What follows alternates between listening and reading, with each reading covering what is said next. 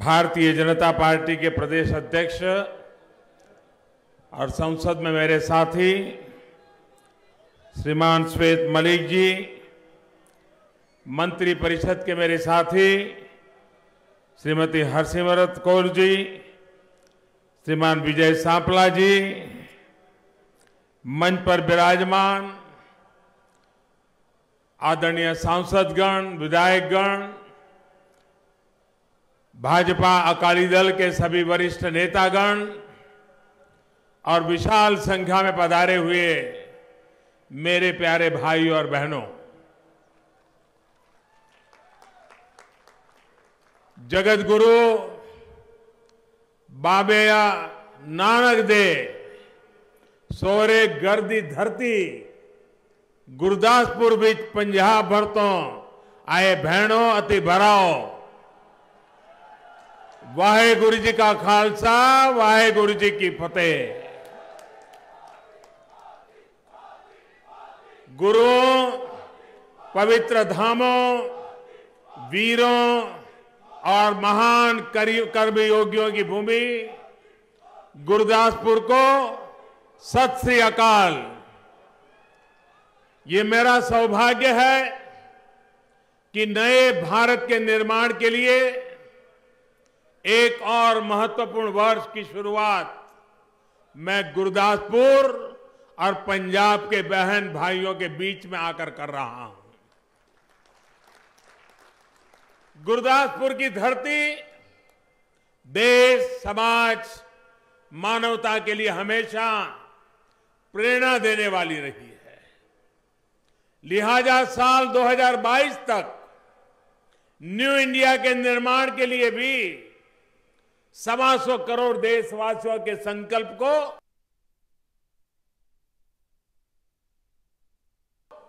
सिद्ध करने के लिए यहां से नई ऊर्जा का संचार होगा। गुरदासपुर बाबा लाल दयाल जी की तपोस्थली है। यहां मुक्तेश्वर धाम है। ये वीरता और देशभक्ति के नायक सिख वीर बंदा बैरागी और शहीद राम सिंह पठानिया की कर्म भूमि रही है। साथियों, गुरदासपुर ने समाज जीवन के हर क्षेत्र में पंजाब और देश का नाम रोशन किया है। एक से एक महान व्यक्तित्वों को जन्म दिया है। देवानंद और विनोद खन्ना जैसे महान कलाकार इसी धरती के सपूत थे। विनोद खन्ना जी के निधन के बाद मेरा यह पहला गुरदासपुर दौरा है। आज उनकी कर्मभूमि में आकर मैं फिर एक बार उन्हें श्रद्धांजलि अर्पित करता हूं। भाई और बहनों, गुरदासपुर के हर व्यक्ति के लिए विनोद खन्ना जी का समर्पण और यहां के विकास के लिए उनके प्रयास आज यहां स्पष्ट दिखते हैं। वो एक आधुनिक, खुशहाल और संपन्न गुरदासपुर देखना चाहते थे। उनके इस सपने को हम सभी को मिलकर के साकार करना है। मुझे प्रसन्नता है कि केंद्र की एनडीए सरकार गुरदासपुर सहित पूरे पंजाब में विकास के लिए निरंतर प्रयास कर रही है। हम सभी के आदरणीय श्रद्धेय सरदार प्रकाश सिंह जी बादल जी के मार्गदर्शन में अकाली दल और भारतीय जनता पार्टी दोनों कंधे से कंधा मिलाकर के पंजाब की खुशहाली के लिए दिन रात काम कर रहे हैं। भाई और बहनों, विकास के अलग अलग पैमाने होते हैं, आयाम होते हैं। विकास चाहे संसाधनों का हो, सुरक्षा का हो या फिर सांस्कृतिक और आध्यात्मिक विरासत का, देश को मजबूत करने में हमारी सरकार निरंतर जुटी हुई है। गुरदासपुर तो बाबा नानक की धरती है। अगले वर्ष गुरु नानक देव जी की 550वीं जन्म जयंती आने वाली है। केंद्र सरकार ने तय किया है कि गुरु नानक देव जी ने जो संदेश दिया, किरत करो, नाम जपो, वंड छको, इसको दुनिया के कोने कोने तक पहुंचाया जाए। इसी भावना के तहत देश की सभी राज्यों के अलावा दुनिया भर में समारोह का आयोजन किया जाएगा। साथियों, हम सिर्फ गुरु के गौरव की ही बात नहीं कर रहे हैं, बल्कि उनके जुड़े तीर्थ स्थलों तक हर आस्था स्थान बेरोक टोक जा सके, इसके लिए भी प्रयास हो रहे हैं। भाइयों और बहनों, 7 दशक पहले भारत विभाजन के समय हमें उस पवित्र स्थान से दूर कर दिया गया था, जिस पर हमारा हक था। सिर्फ 3-4 किलोमीटर की बात थी, लेकिन उस समय की सरकार थी, वो आस्था के इतने पवित्र तीर्थ को भारत के साथ नहीं रख पाए। 7 दशक से अपने गुरु की तपोस्थली को देश दूरबीन से देखने के लिए मजबूर है। देश की भावना को देखते हुए, करोड़ों सिख भाई बहनों की मांग को देखते हुए एनडीए की सरकार ने करतारपुर कॉरिडोर बनाने का ऐतिहासिक फैसला किया।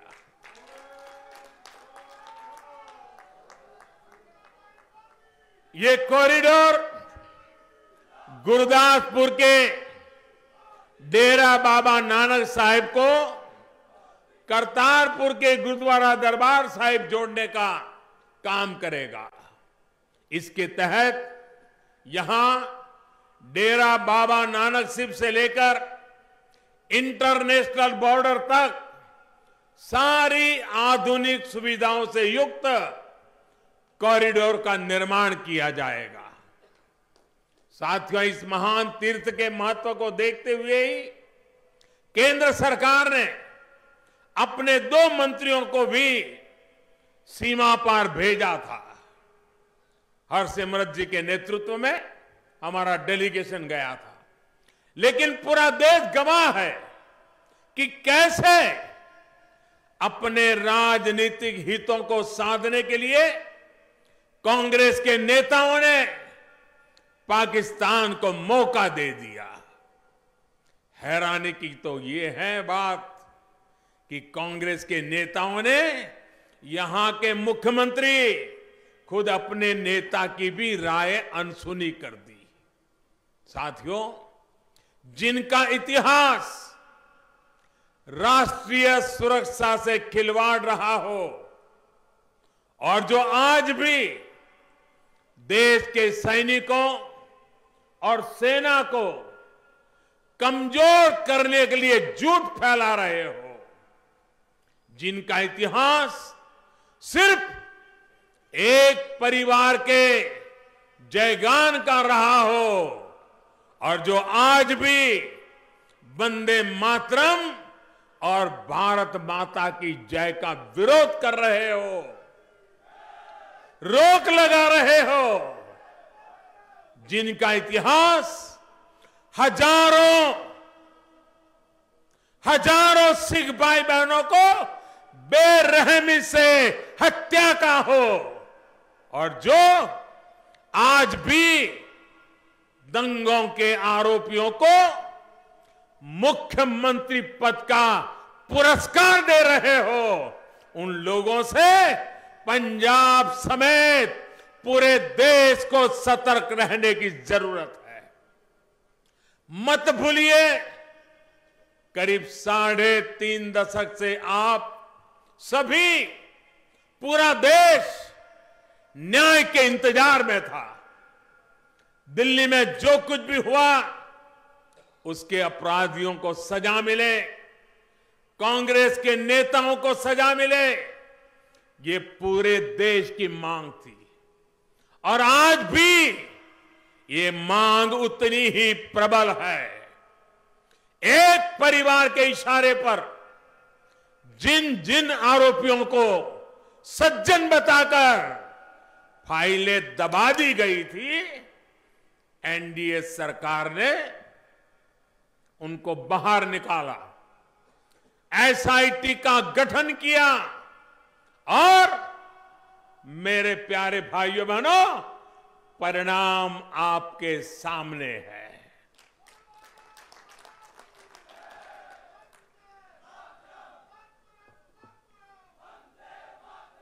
साथियों, केंद्र की एनडीए सरकार किसान हो, जवान हो या फिर नौजवान, हर सपने, हर आकांक्षा, हर भावना को साकार करने के लिए पूरी ईमानदारी, पूरी क्षमता से जुटी है। लेकिन कांग्रेस सिर्फ और सिर्फ झूठ और धोखाधड़ी की राजनीति कर रही है।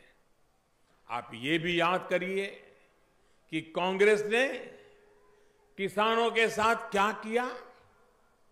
किसानों की बरसों पुरानी मांग थी कि स्वामीनाथन कमेटी के रिपोर्ट को लागू किया जाए, लेकिन जब तक केंद्र में कांग्रेस की सरकार रही वो इसे टालती रही।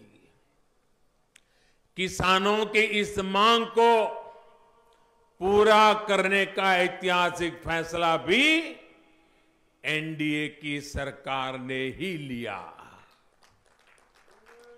इस फैसले की वजह से लगभग 2 दर्जन फसलों का समर्थन मूल्य लागत का 1.5 गुना तय हुआ है।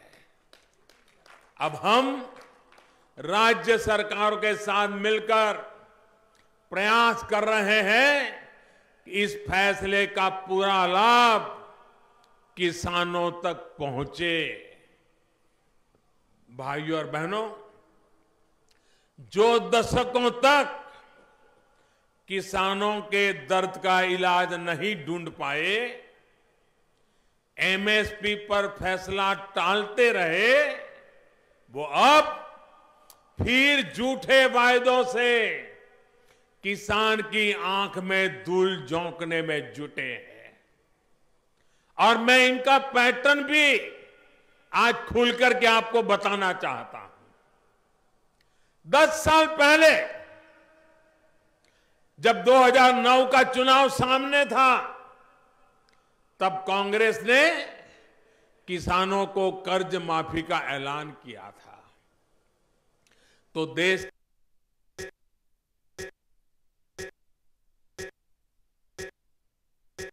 किसान तो भला भोला भरोसा करने वाला होता है।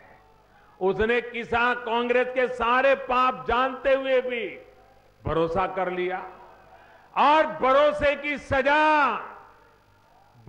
की सजा आज भी देश का किसान भुगत रहा है। भाइयों बहनों, ये काम उन्होंने किया। किसानों पर, उस समय किसानों पर 6 लाख करोड़ रुपए का कर्ज था।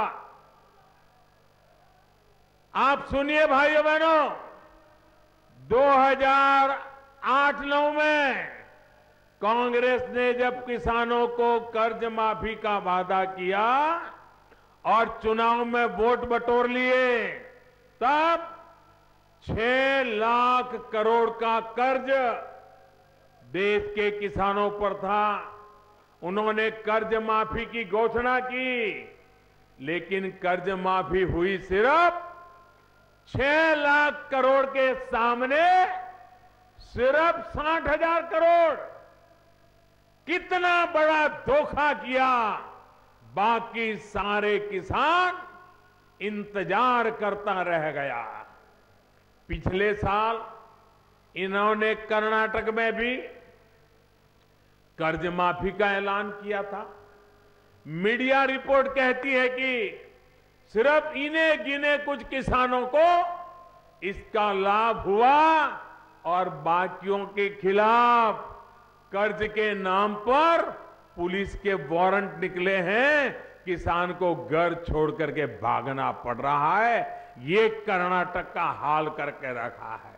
यहां पंजाब की स्थिति भी कुछ अलग नहीं है। यहां पर भी कांग्रेस कर्ज माफी का ऐलान करके वोट बटोर के ले गई, किसान के आंख में धूल झोंक करके खेल किया और सत्ता में आ गई। कांग्रेस ने वादा किया था कि यहां के किसानों का 10,000 करोड़ रुपए का कर्ज माफ करेंगे। ये वादा किया था कि नहीं किया था? उन्होंने वादा किया था कि नहीं किया था? ये वादा किया था कि नहीं किया था? अब 1.5 साल बाद सच्चाई क्या है? मैं तो मीडिया में कल ही एक रिपोर्ट देख रहा था। कांग्रेस के लोग अपनी बातों को और जनता को गुमराह करने के लिए बड़े बड़े कागज लेके संसद पहुंच गए थे। बड़े बड़े कागज लेकर के आए थे। उसमें वो लोग खुद ही, उन्होंने जो लिखा है, खुद ही दावा कर रहे थे कि सिर्फ 3400 करोड़ रुपए का कर्ज माफ किया है। अब मुझे ये नहीं मालूम कि कितने किसानों को सही में इसका लाभ मिला, क्योंकि कांग्रेस का इतिहास तो इसमें भी दागदार है। पहले की कर्ज माफियों में वो ऐसे लोगों के भी कर्ज माफी करते रहे हैं जो उसके हकदार ही नहीं थे, जिसका न खेत है, किसानी है, कुछ नहीं है।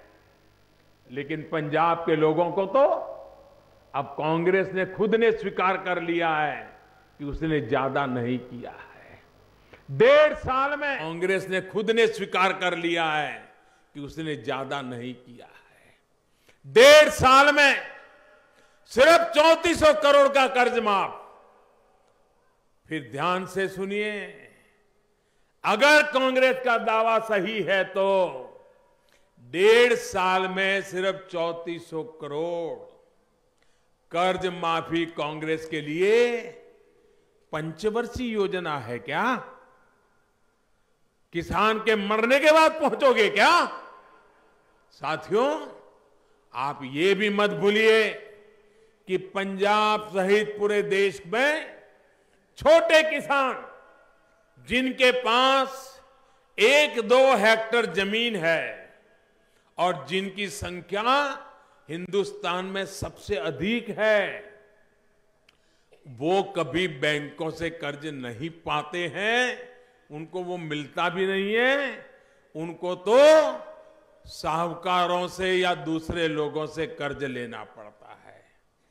जब इन गरीब किसानों का ही कर्ज माफ नहीं होगा तो फिर किसानों से झूठ क्यों बोल रही है कांग्रेस? साथियों, जैसे कांग्रेस ने देश को दशकों तक गरीबी हटाओ के नारे के साथ ठगा, वो अब देश को कर्ज माफी के नाम पर ठग रही है। हालात तो ये भी थे कि न किसानों के पास बैंक खाते थे, न उन्हें पक्का मकान देने के लिए कांग्रेस ने कुछ सोचा और न ही उनके शौचालय के लिए कुछ किया। देश के हर गांव को सड़क से जोड़ने का काम भी अटल जी के समय ही शुरू हुआ था। देश के गांवों, देश के किसानों को लेकर कांग्रेस की यही सोच रही है। वहीं एनडीए की सरकार विकास की पंचधारा, जन जन की सुनवाई के साथ ही बच्चों को पढ़ाई, युवा को कमाई, बुजुर्गों को दवाई, किसानों को सिंचाई के लिए दिन रात काम कर रही है। इसी सोच के तहत बीते 4.5 वर्षों में गुरदासपुर और पंजाब के विकास के लिए अनेक महत्वपूर्ण योजना और परियोजनाओं को स्वीकृति दी गई है। इनमें से कई पूरी हो चुकी है और बाकियों पर तेजी से काम किया जा रहा है। करतारपुर कॉरिडोर के साथ ही गुरु नानक जी से जुड़े एक और स्थान सुल्तानपुर लोधी को हेरिटेज टाउन के रूप में विकसित करने पर भी काम किया जा रहा है। भाई और बहनों, हमारी सरकार वर्ष 2022 तक किसानों की आय 2 गुनी करने का बहुत ईमानदारी से प्रयास कर रही है, निरंतर जुटी हुई है। साथियों, खेती को लाभकारी बनाने के लिए सरकार निरंतर ऐसे फैसले ले रही है जिससे समस्या को प्रभावी तरीके से खत्म किया जाए। किसानों का सशक्तिकरण ही, एम्पावरमेंट ही एनडीए सरकार का रास्ता है और यही हमारा लक्ष्य है। हमारा किसान ताकतवर बने, हमारा किसान सशक्त बने, इसी मकसद से हम काम कर रहे हैं। इसी सोच को साकार करने के लिए गुरदासपुर और पंजाब सहित पूरे देश में जमीनी स्तर पर काम किए जा रहे हैं। भाइयों और बहनों, आपको आपका ये शाहपुर कांडी डैम प्रोजेक्ट ऐसे ही अनेक कामों में से एक है। आप सभी को इसके लिए दशकों लंबा इंतजार करना पड़ा है। स्थिति ये थी कि रावी नदी की जीवनदायिनी धारा यहां से बहती थी, लेकिन लाखों किसान परिवार के खेत बूंद बूंद पानी के लिए तरसते थे। उन्हें पानी के लिए भारी कीमत चुकानी पड़ती थी। रावी का पानी जो आप सभी के पंजाब और जम्मू कश्मीर के हक का था, वो दशकों से बिना इस्तेमाल का पाकिस्तान जा रहा था। अपने अमूल्य संसाधन की ये फिजूल खर्ची जिनके संस्कार थे उन्होंने निभाए। हमारी सरकार को ये मंजूर नहीं है। साथियों, एनडीए सरकार की नीति रही है कि भारत के हक का पानी भारत की ही भूमि को सिंचेगा, हमारे अपनों के घरों को ही रोशन करेगा। इसी सोच के साथ शाहपुर कांडी डैम जुड़े हर स्टेक होल्डर के साथ बातचीत की गई, अड़चनों को दूर किया गया। परिणाम ये कि 4 महीने पहले इस प्रोजेक्ट को मंजूरी दे दी गई और आने वाले 3-4 वर्षों में ये प्रोजेक्ट गुरदासपुर सहित पंजाब और जम्मू कश्मीर हजारों हेक्टेयर जमीन सिंचाई की सुविधा से जुड़ जाएगी। सिंचाई के साथ साथ पंजाब यहां से 200 मेगावाट से ज्यादा की बिजली भी पैदा कर पाएगा। भाइयों और बहनों, इसी तरह राजस्थान फीडर कनाल और सरहिंद फीडर कनाल की रीलाइनिंग का फैसला भी एनडीए की सरकार ने ही लिया है। इन दोनों प्रोजेक्ट के लिए केंद्र सरकार ने 800 करोड़ रुपए से अधिक की बजट की मंजूरी दे दी है। जब ये दोनों प्रोजेक्ट्स पर काम पूरा हो जाएगा, तब करीब 85,000 हेक्टेयर जमीन को वाटर लॉगिंग से मुक्ति मिलेगी।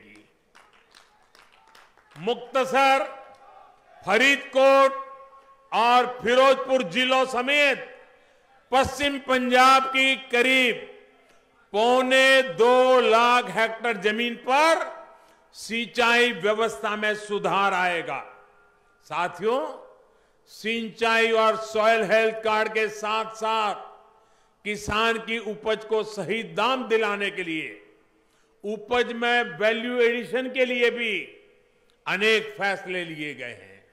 किसानों का अनाज, फसल, सब्जियां, दूध बर्बाद ना हो, इसके लिए प्रधानमंत्री किसान संपदा योजना के तहत पूरे देश में व्यापक स्तर पर काम हो रहा है। आधुनिक गोदाम, कोल्ड स्टोरेज और फूड प्रोसेसिंग के कारखाने लगाए जा रहे हैं।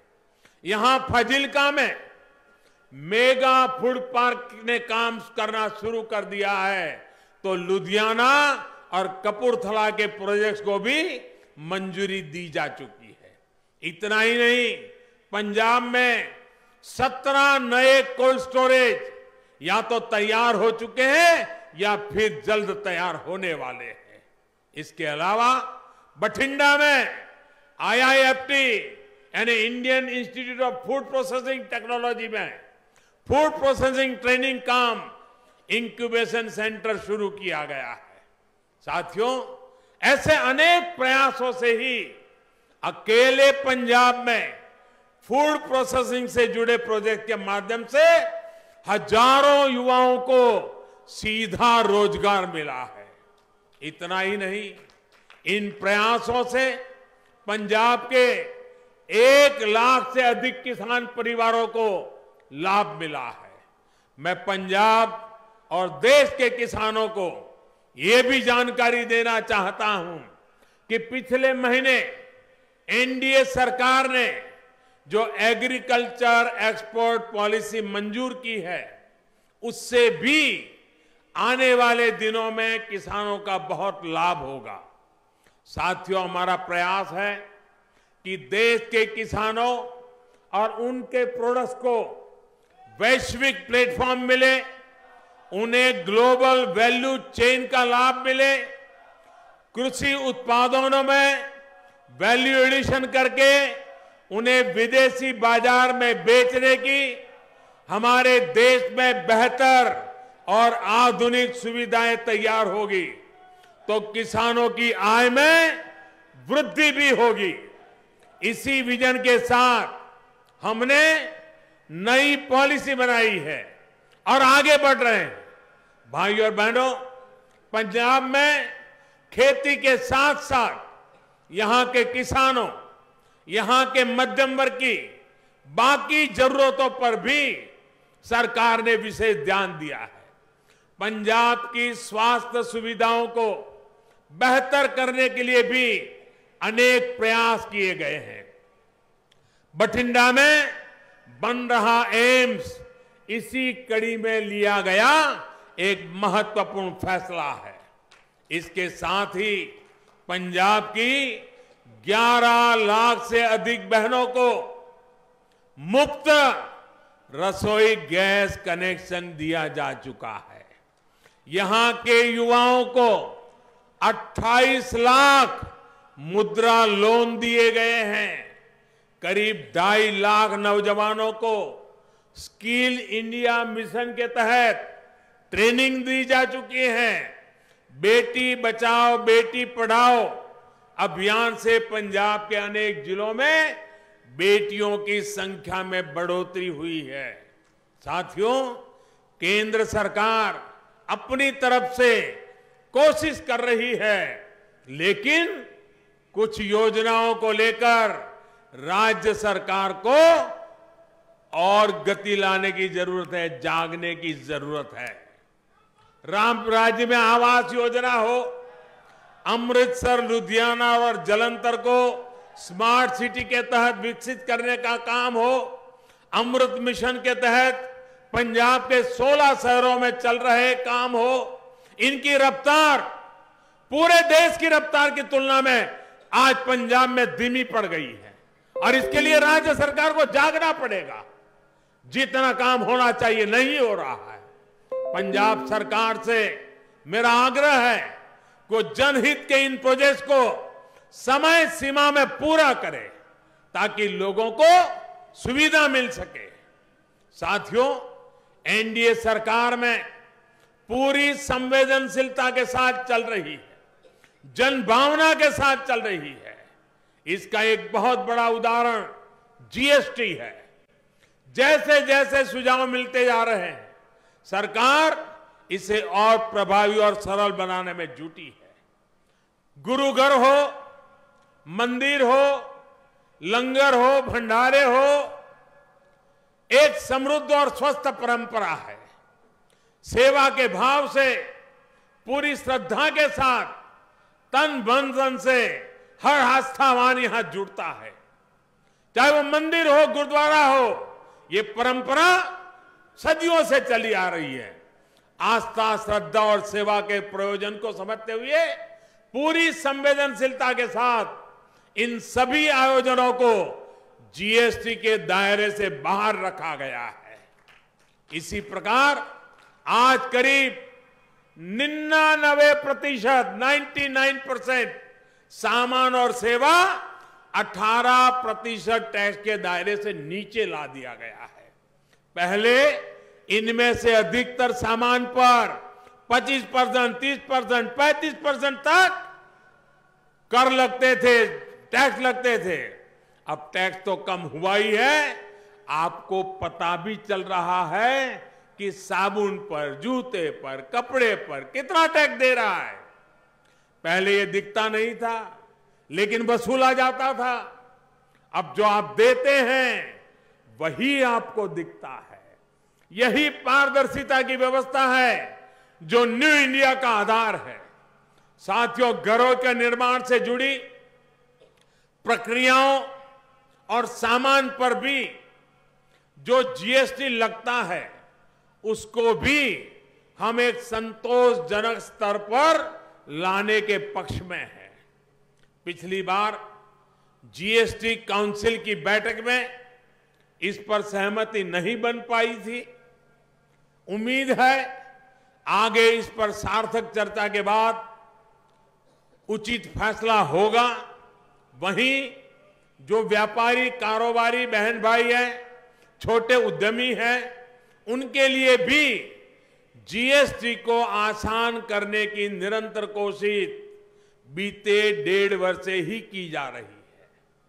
अभी भी हम जीएसटी काउंसिल से अनुरोध कर रहे हैं कि जीएसटी फाइल करने के लिए उद्यमों की आय की सीमा 20 लाख है।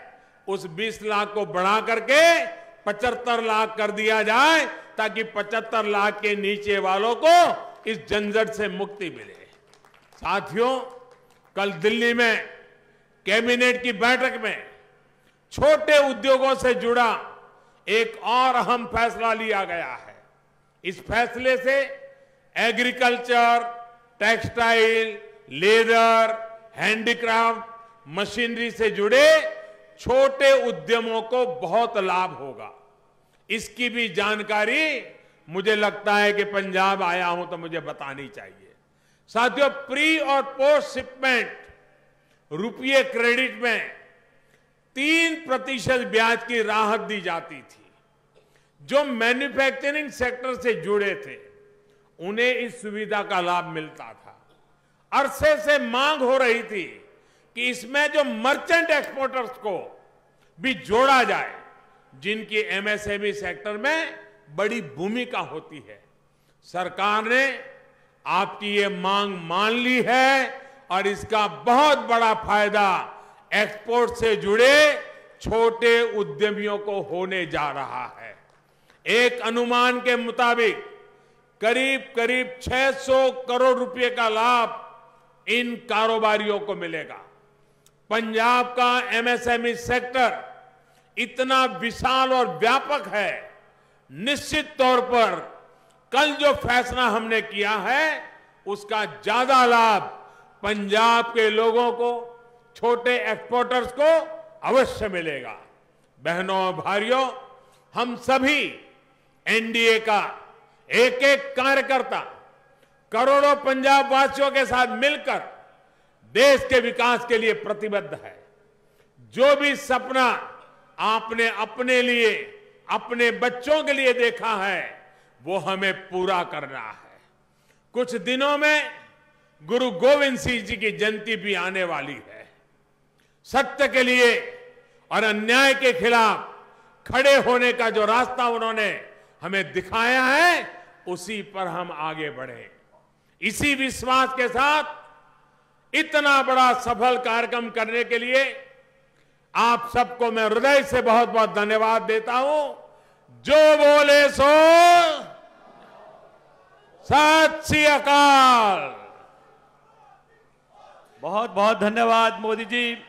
मैं सब पंजाब वासी जिहड़े थे इस समागम च आए ने, उन्हां वल्लों दिल दी गहराइयां तो मोदी जी का धन्यवाद करना है। एक बार फिर सारे जोर नाल मोदी जी का नारा लगाएंगे, मोदी मोदी मोदी।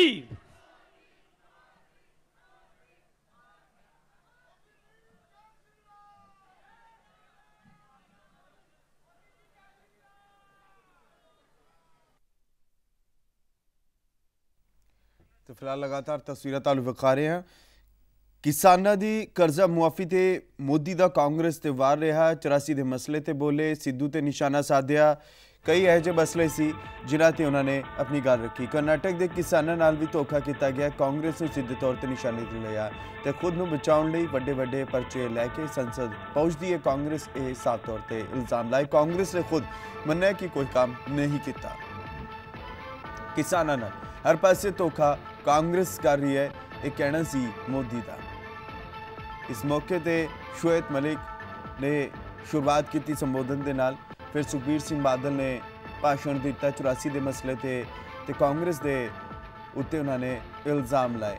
तो विकास की जिथे तक गल की तो अटल बिहारी वाजपेयी सने होर भी कई भाजपा के जिन्हें भी प्रधानमंत्री ने उन्होंने जिक्र किया, तारीफ की।